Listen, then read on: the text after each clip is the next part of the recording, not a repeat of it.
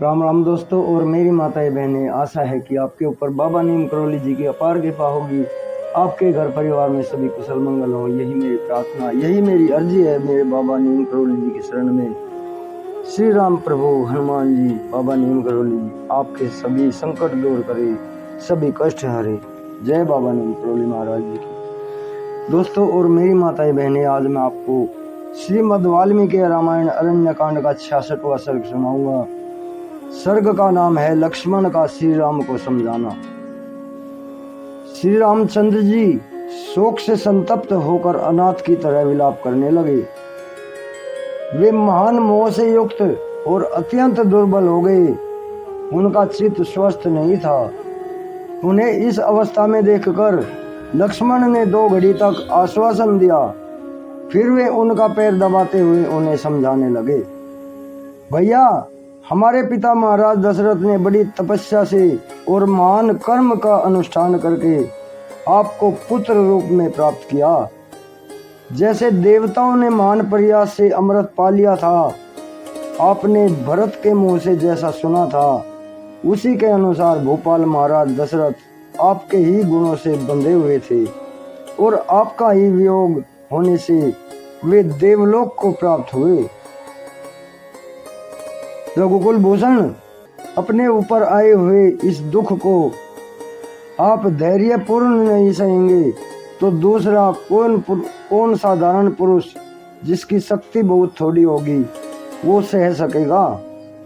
नरश्रेष्ठ, आप धैर्य धारण करें। संसार में किस प्राणी पर आपत्ति नहीं आती। राजन, आपत्तियां अग्नि की भांति एक अक्षण में स्पर्श करती और दूसरे ही अक्षण में दूर हो जाती हैं। पुरुष सिंह, यदि आप दुखी होकर अपने तेज से समस्त लोगों को दग्ध कर देंगे, पीड़ित हुई प्रजा किसकी शरण में जाकर सुख और शांति पाएगी। यह लोक का स्वभाव ही है कि यहाँ पर सब दुख शोक आता जाता रहता है। नहुषपुत्र, ययाति के इंद्र के समान लोक देवेंद्र पद को प्राप्त हुए थे, किंतु वहाँ भी अन्याय मूलक दुख उनका स्पर्श किए बिना नहीं रहा। हमारे पिता के पुरोहित जो महर्षि वशिष्ठ जी हैं, उन्हें एक ही दिन में 100 पुत्र प्राप्त हुए थे और फिर एक ही दिन में वे सब के सब विश्वामित्र के हाथ से मारे गए। कौशलेश्वर, यह जो विश्व वंदिता जगन्न माता पृथ्वी है, इसका भी हिलना डुलना देखा जाता है।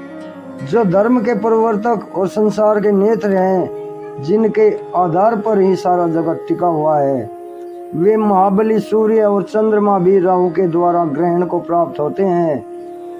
पुरुष प्रवर बड़े बड़े भूत और देवता भी देव प्रारब्ध कर्म की अधीनता से मुक्त नहीं हो पाते। फिर समस्त देहधारी प्राणियों के लिए तो यह कहना ही क्या। नरश्रेष्ठ, इंद्र आदि देवताओं को भी नीति और अनीति के कारण सुख और दुख की प्राप्ति होती सुनी गई है, इसलिए आपको शोक नहीं करना चाहिए। वीर, विधेय राजकुमारी सीता यदि मर जाएं या नष्ट हो जाएं तो भी आपको दूसरे गंवार मनुष्यों की तरह शोक चिंता नहीं करनी चाहिए।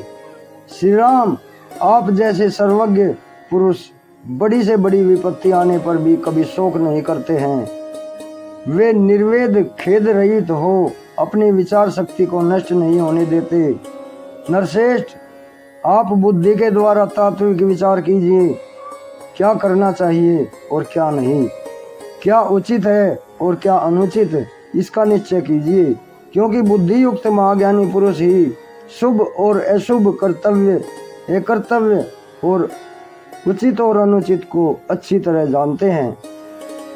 जिनके गुण दोष देखे या जाने नहीं गए तथा जो अध्रुव हैं, फल देकर नष्ट हो जाने वाले हैं, ऐसे कर्मों का शुभ अशुभ फल उन्हें आचरण में लाए बिना नहीं प्राप्त होता है। वीर, पहले आप ही अनेक बार इस तरह की बातें कहकर मुझे समझा चुके हैं। आपको कौन सिखा सकता है। साक्षात बृहस्पति भी आपके उपदेश देने की शक्ति नहीं रखते। साक्षात बृहस्पति भी आपको उपदेश देने की शक्ति नहीं रखते हैं।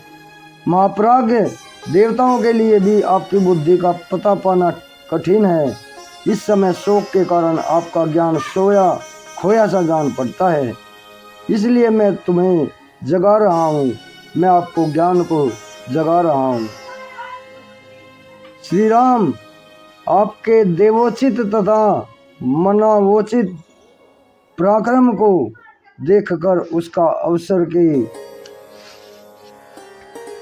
अनुरूप उपयोग करते हुए आप शत्रुओं के वध का प्रयत्न करें। समस्त संसार का विनाश करने से आपको क्या लाभ होगा? उस पापी शत्रु का पता लगाकर उसी को उखाड़ फेंकने का प्रयत्न करना चाहिए।